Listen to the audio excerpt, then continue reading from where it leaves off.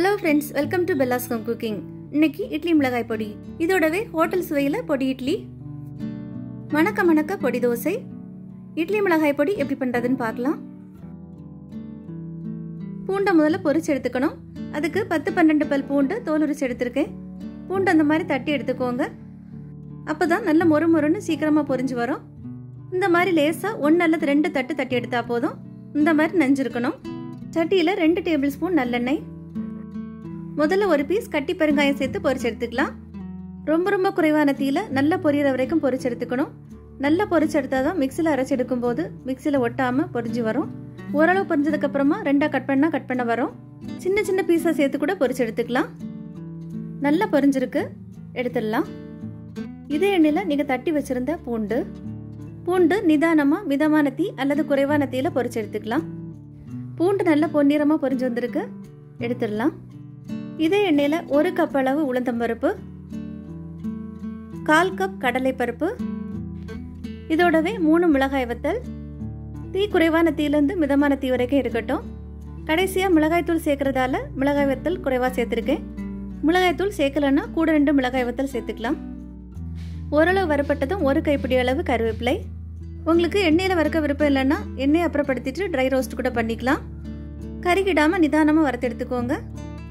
கடைசியா 1/2 டீஸ்பூன் ஜீரகம் சேர்த்து கலந்து விட்டு தீயை ஆஃப் பண்ணிடலாம். உடனடியா வேறொரு பாத்திரத்துக்கு மாத்தி ஆற வச்சிருங்க. அதிலே இருந்தா கருகிடும். கூடவே முதல்ல பொரிச்சு வச்சிருந்த பூண்டு கட்டி பெருங்காயம் கையில எடுத்து பாத்தீங்கன்னா தெரியும், நல்ல முறுமுறுன்னு பொரிஞ்சிருக்கு. இதோடவே தேவைக்கு கல்லுப்பு, ஈரத்தன்மை போறதுக்கு லேசா வறுத்து அதுக்கப்புறமா சேர்த்துக்கோங்க. நல்லா ஆறுனதுக்கு அப்புறமா ஜாருக்கு மாத்தி பவுடர் பண்ணிட்டு வந்துடலாம். ஓரளவு பொடிஞ்சதுக்கு அப்புறமா உப்பு மிளகாய் தூள் தேவைப்பட்டா சேர்த்துக்கோங்க. நான் 1/2 டேபிள் ஸ்பூன் காஷ்மீரி மிளகாய் தூள் சேர்த்திருக்கேன். ரொம்ப பொடிச்சிடாம ரவை பதத்துல இருக்கணும், இந்த மாதிரி இருக்கணும். வேறொரு பாத்திரத்துக்கு மாத்தி நல்லா ஆறுனதும் நல்ல ஏர்டைட் பாக்ஸ்ல வச்சிடலாம். 1 மாசம் வரைக்கும் கெட்டு போகாம இருக்கும். பூண்டு பொரிச்சு சேர்த்துருக்கிறதால நல்ல வாசனையா இருக்கு. இட்லி தோசை சாதத்தோட ரொம்ப சூப்பரா இருக்கும். பொடி இட்லி பண்றதுக்கு இட்லி வேக வச்சிடலாம். நான் இன்னைக்கு தட்டி இட்லி செய்ய போறேன். இடியாப்ப தட்டுல இந்த மாதிரி ஈர துணியை விரிச்சு வேக வச்சிடலாம். இட்லிக்கு மாவு எடுக்கும் போது மாவை கலக்காம இந்த மாதிரி ஓரங்கள்ல இருந்து இப்படியே எடுத்துக்கோங்க. ரொம்ப சாஃப்டா வரும் இட்லி.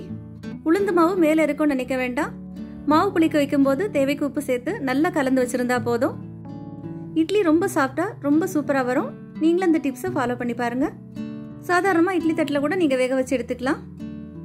ஸ்டாண்ட்ல அடுக்கி வேக வச்சு எடுத்துடலாம். நான் இன்னைக்கு குக்கர்ல வச்சு வேக வைக்க போறேன். நீங்க சாதாரணமா இட்லி கூட்டத்துல கூட வேக வச்சு எடுத்துக்கலாம். குக்கர்ல வேக வைக்கும் போது விசில் போட வேண்டிய தேவையில்லை. 8 to 10 நிமிஷம் வரைக்கும் மிதமான தீயில வேக வச்சு எடுத்திருக்கேன். தீயை ஆஃப் பண்ணிட்டு கவனமா திறந்து எடுத்துக்கோங்க. ஈர கையால இந்த மாதிரி தொட்டு பார்க்கும்போது கிளியரா இருக்கும் வெந்திருக்கு. அல்லது கத்தியால குத்தி பார்த்துக்கோங்க. லேசா தண்ணி தெளிச்சு வச்சு 1/2 நிமிஷத்துல இருந்து 1 நிமிஷத்துக்கு அப்புறமா எடுத்துக்கோங்க. ரேஷன்ல கிடைக்கக்கூடிய உருட்டை அரிசியில செய்த இட்லி மாவு தான் இது.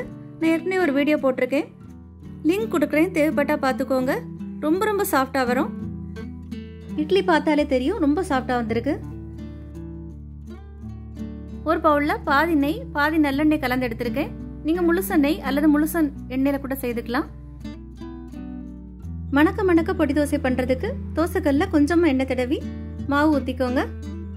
மாவை மெலிசா விரிச்சு எடுத்துக்கலாம். நான் ரேச அரிசியில ஆட்டின ஒரே மாவை தான் தோசைக்கும் இட்லிக்கும் பயன்படுத்தியிருக்கேன். தோசைக்குன்னு தனியா மாவு அரைச்சிங்கன்னா 1 கப் அளவு பச்சரிசி சேர்த்துக்கோங்க. நல்ல முருகலா வரும். மாவு வேறதுக்கு முன்னாடியே பொடியா நறுக்கின வெங்காயம். தீ குறைவா இருக்கட்டும். இதுக்கு மேல நெய்யும் எண்ணெயும் சேர்த்து வச்சிருந்த கலவை. நீங்க நெய் வேணா நெய் மட்டும் கூட பயன்படுத்திக்கலாம், அல்லது எண்ணெய் வேணா எண்ணெய் மட்டும் பயன்படுத்திக்கலாம். தேவைக்கு ஊத்திக்கோங்க.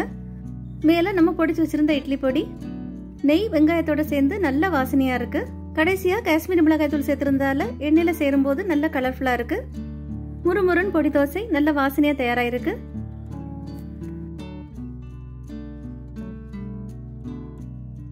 பொடி இட்லி பண்றதுக்கு நெய்யும் எண்ணெயும் கலந்த கலவை.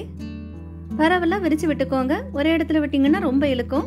இட்லி சாப்பிட்டா இருக்கிறதால மேல கொஞ்சமா பொடி உங்களுக்கு எவ்வளவு தேவையோ அவ்வளவுக்கு சேர்த்துக்கோங்க. டிஃபன் சாம்பார் ஏற்கனவே ஒரு வீடியோ போட்டிருக்கேன். 7 நாள் 7 வித சட்னி ஒரு வீடியோ போட்டிருக்கேன், தேவைப்பட்டா பார்த்துக்கோங்க. பொடி தோசை இட்லியோட எந்த ஒரு சைட் டிஷ்ஷும் தேவையில்லை, அப்படியே கூட நீங்க சாப்பிடலாம். சாம்பார் சட்னியோட சாப்பிடும்போது ரொம்ப டேஸ்டா இருக்கு. நம்மளோட பொடி இட்லி ரொம்ப சாஃப்டா இருக்கு. பார்த்தாலே தெரியும் ரொம்ப சாஃப்டாக இருக்குது. நெய் எண்ணெய் பொடியோடு சேர்த்து சாப்பிடும்போது ரொம்ப ரொம்ப டேஸ்ட்டாக இருக்கும். அப்படியே கூட சாப்பிட்றலாம். சாம்பார் சட்னியோட இன்னும் ரொம்ப டேஸ்ட்டாக இருக்குது. நீங்களும் ட்ரை பண்ணி பாருங்கள். உங்களுக்கு இந்த வீடியோ பிடிச்சிருந்தா லைக் பண்ண மறக்காதுங்க. கூடவே தெரிஞ்சவங்க ஃப்ரெண்ட்ஸுக்கு ஷேர் பண்ணி, இது வரைக்கும் பெல்லாஸ் ஹோம் குக்கிங் சேனலை சப்ஸ்கிரைப் பண்ணாதவங்க சப்ஸ்கிரைப் பண்ணிக்கோங்க. தேங்க்யூ.